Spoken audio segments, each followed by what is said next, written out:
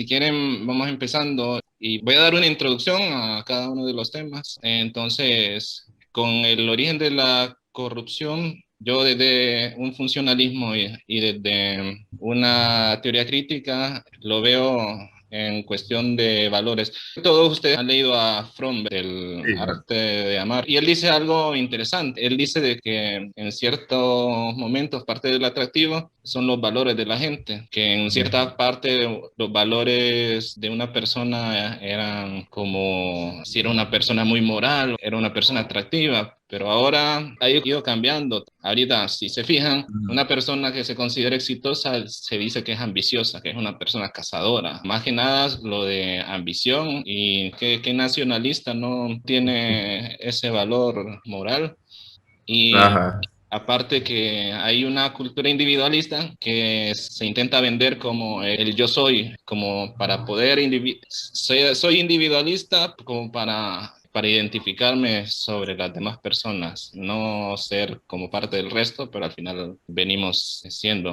Algo de la psicología social que vi también en un foro es los comportamientos corruptos también comienzan cuando los padres sobreprotegen a los hijos y le da prioridad al amor que se les tiene frente a los buenos y los malos actos que pueden hacer. Hay una parte de la pedagogía que me hubiera gustado que un chavo de pedagogía que iba a invitar hubiera explicado eso, pero creo que desde la psicología también lo saben, que parte del aprendizaje viene del afecto por la persona que más afecto tienen los niños. Un ejemplo que les voy a poner es que en una investigación del 2011 sobre el origen del voto duro, el voto en plancha, la gente que vota así, hay varios tipos de votantes. Algo que vi bastante en las entrevistas fue que la persona tendía a adoptar el partido político y la religión de la persona por la que más afecto tenía de sus tutores y generalmente siempre era la mamá. Habían otras variables también como tradicionalmente católico, tradicionalmente evangélico, toda la familia.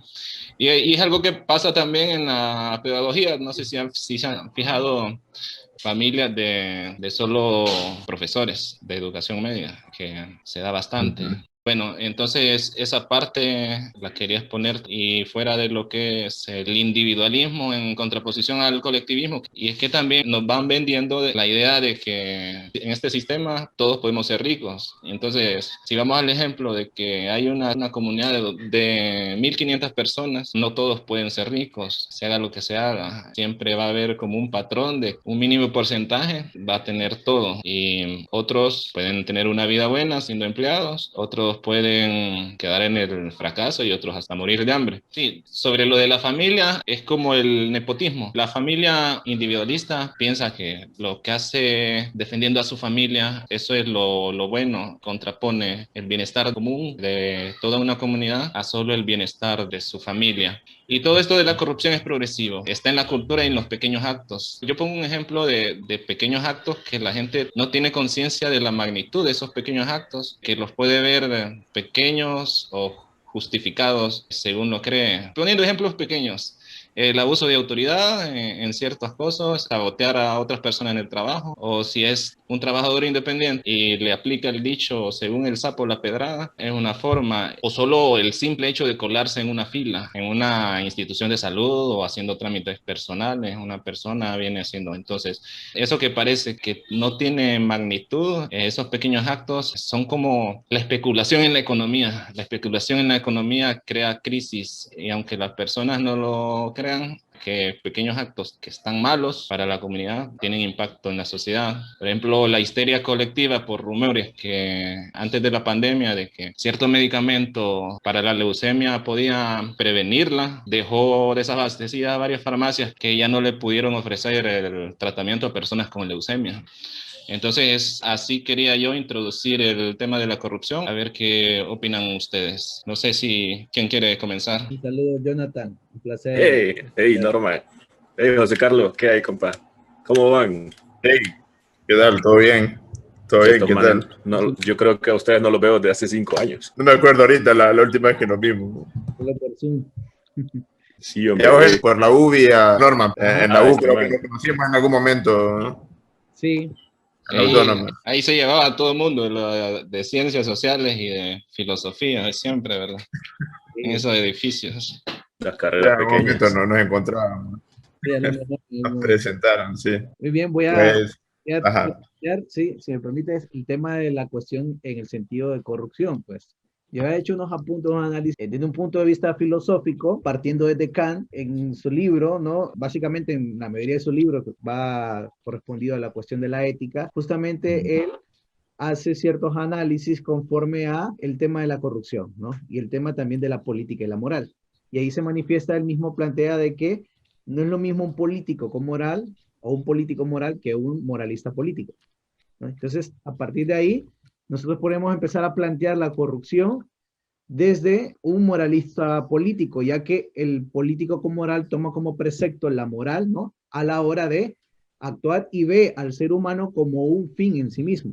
En cambio, un moralista político ve al ser humano como un medio, ¿no? Y ahí esa idea que tú planteabas, Isaac, de la cuestión del individualismo, ¿no? Y de la ambición y de ver justamente un pragmatismo para conseguir algo, ¿no? Un cierto fin. Sí, Entonces, a partir de ahí, el tema de la corrupción en el sentido de la vida pública, ¿no? Va arraigada de ahí y hay que tomar en cuenta también que está lo que es la vida privada, ¿no? Porque está la política pública y la política privada, ¿no? La vida privada de los individuos en la cual también se ejerce una corrupción. Yo puedo ser corrupto dentro de la familia, ¿no? Puedo hacer actos corruptos a la hora de hacer un banco, hacer fila en un banco y meterme, qué sé yo, en medio de la fila, ¿no? Es una corrupción de carácter privado. Pero también hay una corrupción de carácter público y aquí viene la pregunta si es las condiciones públicas las que determinan nuestra forma de actuar en nuestra vida privada o son nuestras vidas privadas que van a determinar también la vida pública en el ámbito político. Y ahí me quedé mamado, ¿no? Dando unas cuestiones de interrogantes, justamente, ¿de dónde justamente se origina la corrupción? No soy de los que comparte de que la corrupción es algo que se nace por naturaleza, porque la naturaleza humana simplemente es. Y cuando hablamos en términos morales, son construcciones sociales que se van determinando en base al ambiente en el cual nosotros vamos desenvolviéndonos. Sin embargo, cuando hablamos de origen de la corrupción ya como un elemento que está dentro de nuestra cultura, parte de esa pregunta, ¿no? ¿Está determinada por la vida política en sentido público o es también nuestra cultura como hondureños, en nuestra vida privada que ha determinado esa vida corrupta al ámbito público? Y entonces que una influye en la otra, ¿verdad? Sí. Yo recuerdo un libro de Hannah Arendt, creo que es el de sobre la banalidad del mal, y eso me recuerda un poquito porque ella explica que es decir, a Eichmann lo estudiaron un montón de psiquiatras y todos eran judíos, pero, o sea, ellos podían polarizarse si querían, pero todos lo estudiaron en modo científico.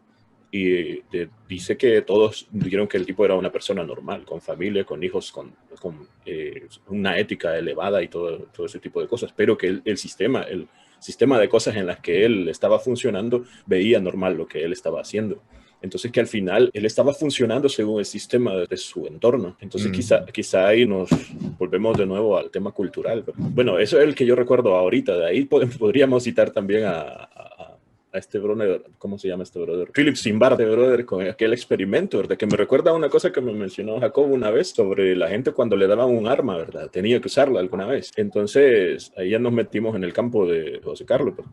Este brother hizo este experimento de personas que eran hippies, idealistas de la paz, grandes amigos, por cierto, todos. Era un grupo de amigos grandes y al final algunos terminaron oprimiendo a los otros de unas maneras que si los hubieran dejado seguir, los matan. Pero es bien interesante, ¿verdad? Él publica este libro que me costó como 2 años conseguir. Y lo interesante... El experimento de Milgram es perdón, el experimento de Milgram es otro, perdón. Sí, el experimento de la Universidad de Stanford, ¿verdad? Y entonces lo sorprendente es esta vaina, ¿verdad? Que tiene mucho sentido cuando, sí, y es cierto, ¿verdad? Si vos metes un arma en tu casa, tarde o temprano, en algún momento, que es el dicho que decían los samuráis, ¿verdad? Si por la espada vive, ¿verdad? Era el mismo dicho que se usaba, bueno, en la Biblia está también, ¿verdad?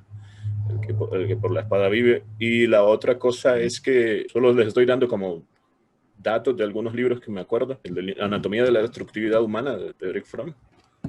Él dice que Freud a sus últimos días dijo que él se había equivocado en algo. Él pensaba que las emociones primarias que movían al ser humano eran el hambre y la sexualidad, ¿verdad?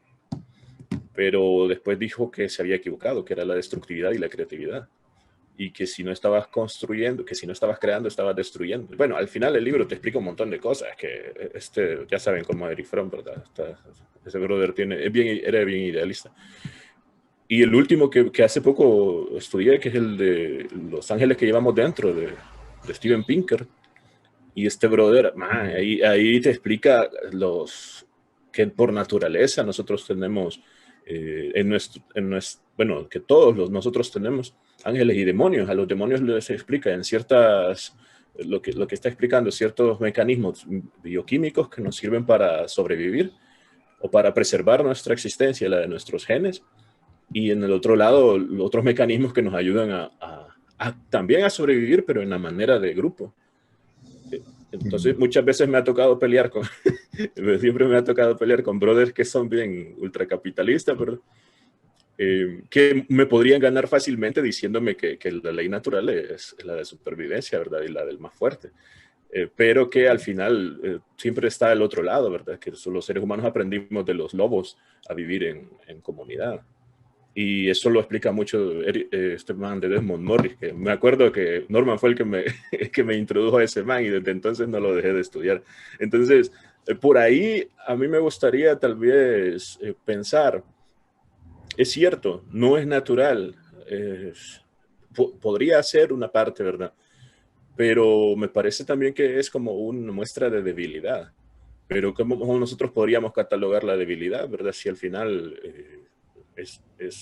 la cultura nos vuelve a volcar las opiniones. Y al final... muestra de debilidad, ¿por qué? Porque por lo general, si vos sos débil y te determinas débil ante otros que tienen más fuerza física, más habilidades, más inteligencia, más títulos, en este caso en nuestro entorno es por títulos, entonces te toca ser astuto, ¿verdad? Y te toca buscar la oportunidad de hacer trampa, porque sin trampa no podría ganar, ¿verdad? Es como una carrera de obstáculos. Si haces trampa, tendrías una posibilidad. Y el premio a algunos es sustancioso en cuanto a material, pero en otros es la supervivencia misma, ¿verdad? Sí. Entonces, ¿cuánto vos podrías soportar en una sociedad donde no tenés ninguna oportunidad? Te lo pongo desde el punto de vista de los artistas. Si alguien le ofrece a este artista, por ejemplo, una sugar mami, como le llaman ahora, ¿verdad? Pagarle sus estudios y su manutención, ¿verdad? ¿Cuánto él podría soportar la tentación de tomar una oportunidad como esa? Entonces ahí nos metemos también en el tema en el área de Norman, ¿verdad? Un poco de la ética, que no se toca ahora. Por ejemplo, yo siempre le insisto a mis alumnos que necesitamos una ética para los artistas, necesitamos estudiar los artistas un poco de ética, porque me llegan alumnos que dicen que quieren ir a pintar mujeres desnudas y esa es su única motivación para aprender pintura. Entonces, pucha, tanta pornografía ahora gratis, man, y están con esa onda. Entonces, no, yo lo corto ahí porque si no voy a hablar mucha paja, pero en este momento lo que me interesa es saber si podríamos si hay más profundo que podríamos entrar en el campo de las áreas de los que estamos aquí, por ejemplo. A mí me encantaría que aquí hubiera un neuroquímico, ¿verdad? Que nos explicara otro montón de procesos que suceden en el cerebro, pero dentro de lo que tenemos de lecturas, creo que hay bastante para tomar. Bueno, no sé, quiero opinar algo también. Me he estado como tirando más a las ciencias sociales y pues la psicología social dentro de esta. Y soy un poco escéptico, digamos, con cuestiones de esos temas de neurotransmisores o visiones muy positivistas quizás Exacto, sí. Sobre la conducta. Me interesa más el tema de las relaciones sociales o esto, ¿no? Como el individuo en la sociedad o la sociedad también compuesta por individuos. Y bueno, sobre ese tema del origen de la corrupción, pues sobre lo que dijo Norman, digamos, de que a ver si entendí bien la discusión, digamos, entre ahí el origen de la corrupción, digamos, y que corrompe al individuo. Opino que bueno, que es ambas. Estaba pensando mucho, digamos, como la idea de la corrupción, pero desde grupos, instituciones, claro, el individuo, obviamente. Y pensaban, hay grupos que son más propensos, digamos, a la corrupción. Leí en un texto, creo, no sé si de Leticia Salomón, que hablaba sobre la corrupción policial, y creo que lo explicaba como de la idea del hábitus del policía, que por sus funciones, digamos, por sus prácticas, está como en constante contacto o en presencia, digamos, del crimen, Entonces es como al estar, digamos, en contacto es como más propenso quizás por decir algo, por llamarlo de alguna forma, a contaminarse, por corromperse. Y a lo interno de los grupos, digamos, también pueden haber cargos, puestos, posiciones, también más propensos a corromperse, ¿no? Dentro de la diversidad de grupos, dentro de la diversidad de instituciones, dentro de la diversidad de funciones, de cargos, de puestos. Claro, la institución o el grupo puede corromper al individuo y el individuo también puede corromper la institución. También otra cosa que estaba pensando era los diferentes actores de la corrupción, digamos. Entonces, la idea de la corrupción personal, ¿verdad? De la acción personal e individual, como un par de ejemplos, como en el incumplimiento de las responsabilidades y los deberes, como pusieron de ejemplo, digamos, desde meterse en una fila, claro, no sé, darle mordida al policía, pero después de la corrupción personal, digamos, o individual, la corrupción también puede ser relacional, y bueno, y de hecho lo es, porque, claro, al yo, digamos, faltar a mis deberes y responsabilidades, o buscar, digamos, el éxito personal a costa de otras personas, obviamente estoy afectando a alguien más, pues, o sea, hay un carácter relacional ahí, hay un carácter social. Estaba pensando, puede ser esto como una falta de conciencia colectiva, una falta de empatía, ¿no? Hablando ya un poco más de lo psicológico, sí, ¿verdad? La empatía, eso, pues no poder empatizar con alguien. Bueno, no es que no poder empatizar, pero en algunos casos incluso deshumanizar a las personas, ¿no? Es como la falta de un proyecto en común, repetir, ¿verdad? La búsqueda de intereses personales sobre los intereses colectivos. Nada, eso. Eso de mi parte para el primer punto. Excelente, José. Y una pregunta que te quería primero a Norman. Norman, ¿vos crees vos hablabas de que hay una corrupción que se hace en costumbres privadas y otra en públicas? Lo pusiste como interrogante. Ahora la pregunta es, ¿pero no podría la primera condicionar a la segunda si alguien ya es corrupto en su vida personal? Eso tal vez contando con el apolitismo de las personas, el desinterés por lo que es política, que es el peligro del apolitismo y de la apatía social, que lleguen personas de ese tipo. Esa para Norman. Y una para José es, ¿qué forma podría haber de generar empatía? ¿Hay alguna técnica psicológica que ayude a las personas a generar empatía por las demás? Solo se me ocurre, para ir deteniendo la corrupción, pienso que sería ir concientizando a las personas. No se puede institucionalmente. El sistema educativo hay una asignatura que se llama educación cívica, que deberían de verse esas cosas y no lo han hecho, han fallado, el sistema educativo ha fallado en todo eso, pero podríamos hacerlo, yo creo que podríamos hacerlo mediante viralización de contenido para concientizar a personas. Esa sería mi propuesta. Y si quieren, respondan las preguntas y dan sus propuestas también. Muy bien, voy a empezar dando la propuesta, ¿no? En base al tema de la corrupción y esta problemática que se oye, que ahonda, ¿no? En nuestra sociedad. Y justamente la educación es un punto muy importante, pero tampoco tenemos que caer en el educacionismo, ¿verdad? No solo la educación nos va a dar justamente esos elementos y aperturas, ya que hay otras opciones, como por ejemplo, siempre en los estados, ¿no?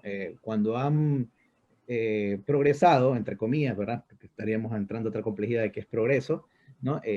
A través de los tiempos, sea una de las herramientas con las cuales se ha combatido lo que es la corrupción es el tema de las publicaciones, de las actuaciones de los entes, si hablamos en el ámbito del Estado, ¿no? Si hablamos de corrupción en el ámbito público. Y ese es un punto que también va el meollo del asunto en el ámbito hondureño. La prensa, los medios de comunicación, los portales de transparencia están justamente en silencio bajo eso, ¿no? Pero cuando un Estado, cuando un país se ejerce lo que es una transparencia y una mayor publicidad de las acciones de no solamente los grandes funcionarios, sino desde los pequeños hasta los grandes y cuánto gana y que usted pueda tener un acceso real a la información pública, en ciertos sentidos estaría un poco más, como decía Michel Foucault, ¿no? Vigilar y castigar a quien está ejerciendo la corrupción y de esa manera también estaría condicionada, ¿no? A esas acciones. Funciona como panóptico. Sí, por eso, no sé por qué me acordé de Foucault, pero por ahí va el tema de la publicación, ¿no? La publicidad de las actuaciones de dichos entes. Y conforme a la pregunta, comparto con lo que dice José, es que esta cuestión es como una cuestión cíclica, ¿no? Porque uno nace en esta sociedad hondureña, estamos siendo lo que están haciendo nosotros, como decía Sartre, ¿no? Y nuestras esencias, nuestras personalidades, nuestras características culturales están siendo determinadas. Igual, bajo mi propia libertad, como individuo también puedo determinar el impacto social, ¿no?, que puede generar mis actuaciones. Entonces es una cuestión cíclica, como una especie de enfermedad, ¿no? Porque, y eso se va relacionado también con la parte del ámbito apolítico, ya que de hecho la corrupción, si lo vemos en el ámbito biológico, la corrupción es cuando un cuerpo está enfermo, ¿no?, y está otro cuerpo sano, y se une de un cuerpo a otro en el elemento físico, corrompe al otro cuerpo, no lo mata, sino que lo transforma, también lo enferma, ¿no? Algo así como el virus, ¿no?, como las bacterias que van enfermando y enfermando. Y justamente